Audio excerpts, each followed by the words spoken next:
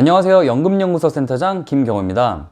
최근 국민연금 개혁안이 공개되었습니다. 이와 관련해서 지난번 영상에서 자세하게 안내를 해드린 적이 있는데요. 이후 9월 1일 국민연금 개혁안이 공개가 되었습니다. 공개한 내용을 한 문장으로 말씀을 드리자면 더 내고 더 늦게 받는다 정도로 정리가 될 것 같습니다. 연금 고갈의 우려가 아니라 기정사실이 된 상황에서 당연히 좋아질 수는 없을 것이라고 예상을 했지만 조금 씁쓸한 기분은 어쩔 수 없는 것 같습니다. 이러한 이슈가 점점 더 커지기 시작하면서 언젠가는 다가올 수밖에 없는 개인의 노후를 위해 개인연금에 관심을 가지고 준비를 하시는 분들이 부쩍 늘어난 모습인데요. 오늘은 연금을 준비하시는 분들이라면 반드시 알고 있어야 하는 연금의 구조에 대해서 낱낱이 안내를 해드리도록 하겠습니다. 여러분은 이 영상 하나로 우리나라의 모든 연금의 종류와 구조에 대해서 확실하게 배우실 수 있으니 조금 어렵더라도 반복적으로 들어보시고 끝까지 감상해 주시면 감사하겠습니다. 먼저 그림으로 한번 정리를 해드리겠습니다. 그림을 보시면 아시겠지만 우리나라의 연금 구조는 3층 구조로 되어 있습니다. 가장 기초적인 연금이라고 할 수 있는 국민연금부터 한번 알아보도록 하겠습니다. 가장 아래층에 있는 연금은 국가에서 개인의, 국민의 최소한의 노후 생활을 보장해주는 연금제도입니다. 공적연금이라고 하며 의무적으로 가입을 해야 하는 연금이죠. 공적연금에는 대표적으로 국민연금이 있으며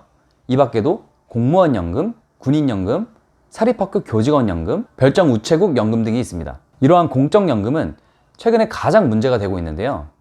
1955년부터 1963년 사이에 우리나라에 700만 명이 넘는 신생아가 태어났습니다. 이들을 베이비 부머라고 하는데요. 베이비 부머들이 연금을 받기 시작했고 출산율이 어느덧 0.78명이라는 최악의 수치를 보여주고 있습니다. 이러한 상황 속에서 연금 고갈이 안 되는 것도 말이 안 되는 상황인 것이죠. 그래서 아쉽지만 연금 개혁은 절대 피해갈 수 없습니다. 최근 나온 연금 개혁안을 보자면 연금 보험료율이 현행 9%에서 최대 18%, 연금 수령 시기는 현행 65세에서 최대 68세로 늘어날 수 있으며 소득 대체율이 소폭 상승될 수 있다고 합니다.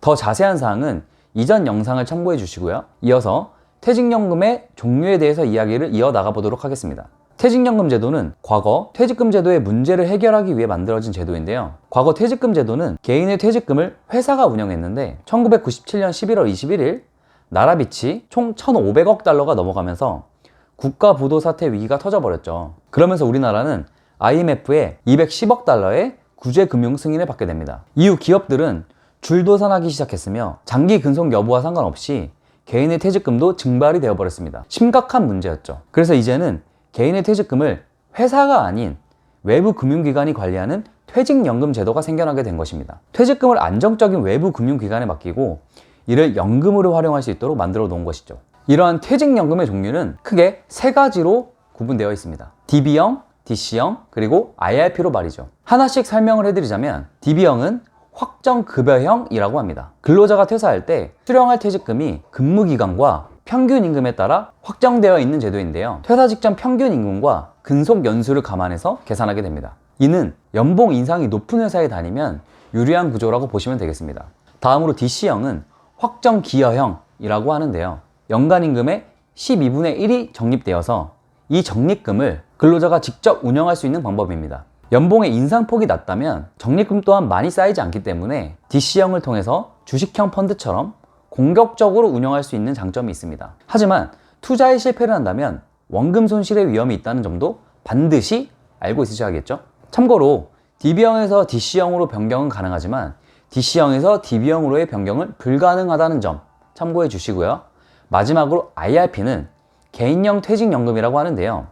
조금 특이한 구조로 되어 있습니다. 우선 기본적인 용도는 직장을 이직할 때마다 퇴직금을 적립해 놓는 통장으로 추후에 연금으로 활용할 수 있는 계좌라고 생각하시면 되겠습니다. 참고로 5인 이하의 사업장은 퇴직금이 근무 시기에 따라 차이가 있는데요. 2010년 12월 1일 이전에는 퇴직금 지급 의무가 없었으며 2010년 12월 1일부터 2012년 12월 31일까지는 법정 퇴직금의 50%를 지급, 2013년 1월 1일 이후부터는 법정 퇴직금의 100%를 지급해야 하는 의무가 생겼으며 IRP 계좌로 지급을 해야 합니다.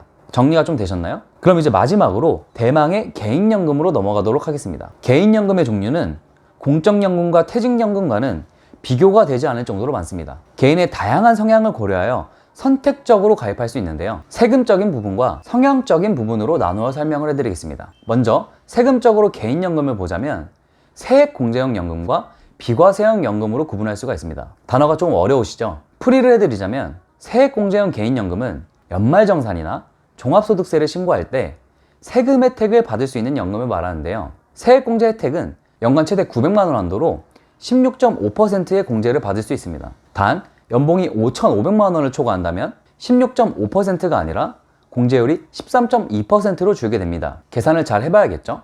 그리고 세액공제형 개인연금은 경제활동을 하고 있을 때에는 세금 혜택을 받을 수 있지만 연금 수령 시기에 퇴직소득세라고 하여서 3.3%에서 5.5%의 세금이 부과되며 사적연금이 연간 1,500만 원을 초과하게 된다면 최대 16.5%의 세금이 부과된다는 점도 꼭 참고를 해주셔야겠습니다. 비과세형 개인연금은 이자소득세 15.4%를 면제받을 수 있는 연금입니다.